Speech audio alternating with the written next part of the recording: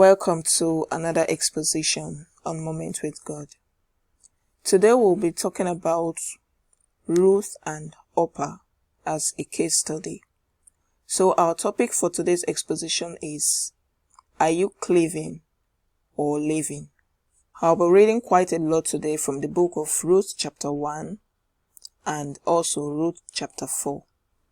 So like I said, the topic for today's exposition is, are you cleaving or living? So let's look at Ruth chapter 1 from verse 1 to 4. It said, "Now it came to pass in the days when the judges ruled, that there was a famine in the land, and a certain man of Bethlehem, Judah, went to sojourn in the country of Moab, he and his wife and his 2 sons. And the name of the man was Elimelech, and the name of his wife Noami, and the name of his 2 sons Mahlon and Chilion, Ephrathites of Bethlehem, Judah. And they came into the country of Moab and continued there. And Elimelech, Naomi's husband, died, and she was left and her 2 sons. And they took them wives of the women of Moab. The name of the one was Orpah, and the name of the other Ruth. And they dwelled there about 10 years. So taking it bit by bit, starting from Ruth chapter 1, from verse 1 through to 4, we see Elimelech's migration to Moab with his family.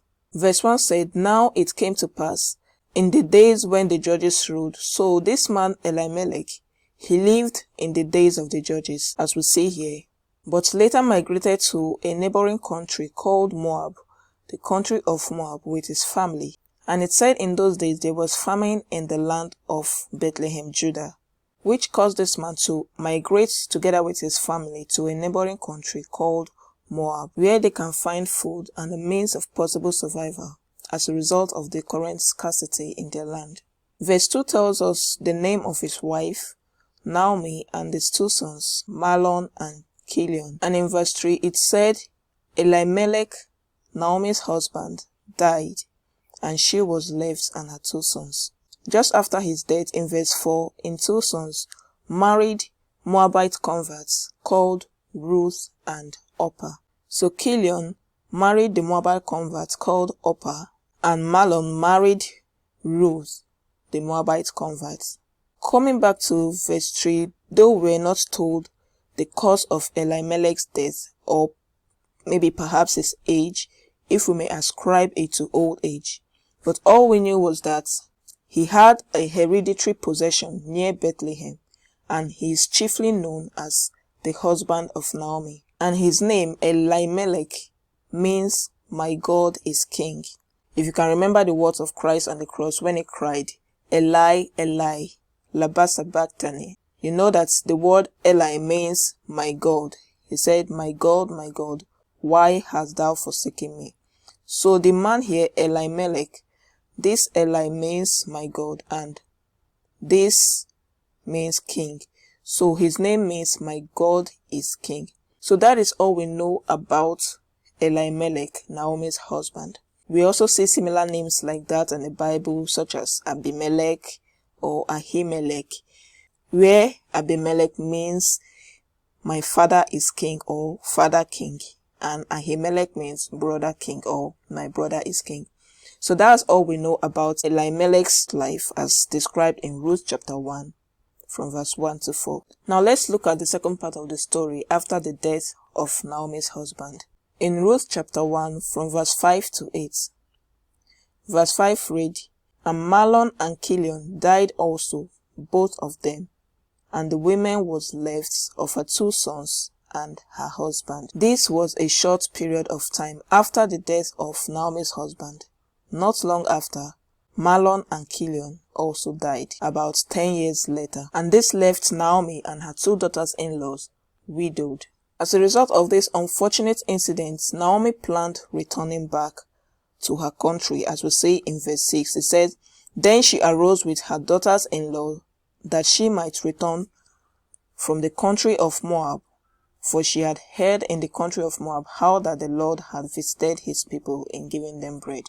And verse 7 said, "Wherefore she went forth out of the place where she was, and her 2 daughters-in-law with her, and they went on the way to return unto the land of Judah.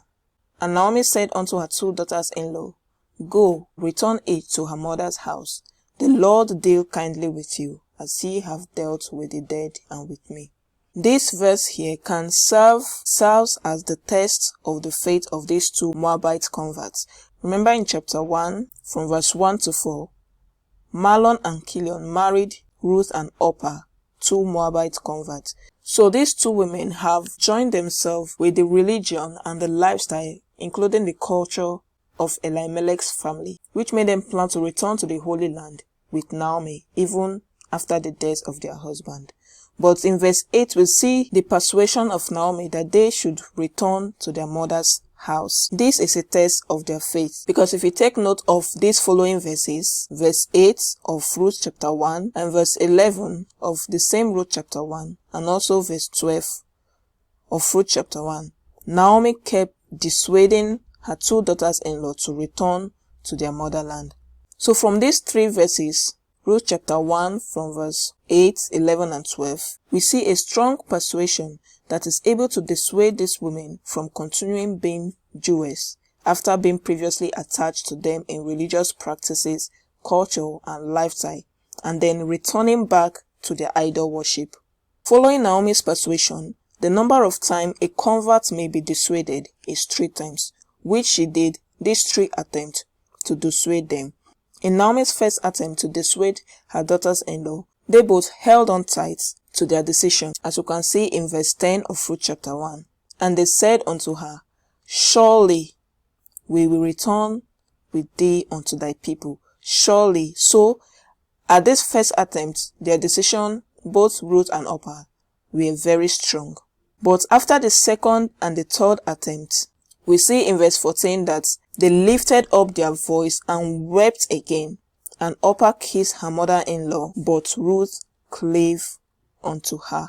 She went back reluctantly. So this proves the authenticity of their faith. Orpah had the potential for spiritual greatness, but unfortunately she could not hang on to that greatness. And we were told that as she turned again to return to her own country, on her way back, she ran into a troop of the Philistines who misused her, and she gave birth to the popular giant called Goliath of Gath. So the potential of Orpah was changed. Instead of becoming a spiritual giant, she gave birth to a physical giant. The devil always gives us the counterfeit of what Christ could have given us. So we must hang on to Christ for a lasting and enduring greatness. But Ruth, on the other hand, clave unto her mother-in-law, and she followed her into her own country.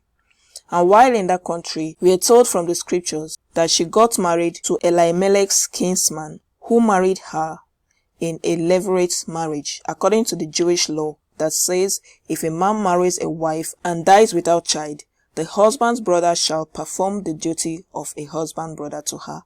So the word levirate is derived from Latin, which means husband's brother. In chapter 4 of Ruth, it tells us that there is a nearer kinsman to Elimelech than Boaz. And Boaz, being a just man, approached him and tell him to redeem his parcel which belongs to him, that is Ruth, to raise up a seed for his brother. Here we say it in verse 4. He said, And I thought to advertise thee, saying, Buy it before the inhabitants and before the elders of my people. If thou wilt redeem it, redeem it. But if thou wilt not redeem it, then tell me, that I may know. For there is none to redeem it beside thee, and I am after thee. And he said, I will redeem it. After Elimelech's kinsman here said he will redeem it, Boaz told him the parcel he was to redeem, that it is Ruth the Moabitess. Then said Boaz, What day thou buyest the field of the hand of Naomi, thou must buy it also of Ruth the Moabitess, the wife of the dead, to raise up the name of the dead upon his inheritance. And the kinsman said, I cannot redeem it for myself, lest I ruin my own inheritance. Redeem thou my right to thyself, for I cannot redeem it. So I believe we know the story. Ruth married Boaz in a levirate marriage, which led to the birth of Obed, King David's paternal grandfather.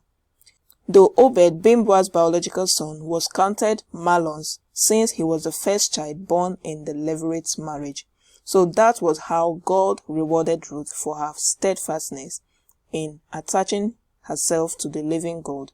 And she was rewarded. She was still able to have a seed for Mahlon, which was her late husband, and also had the opportunity to be in the lineage of Christ. So what did you get from this exposition?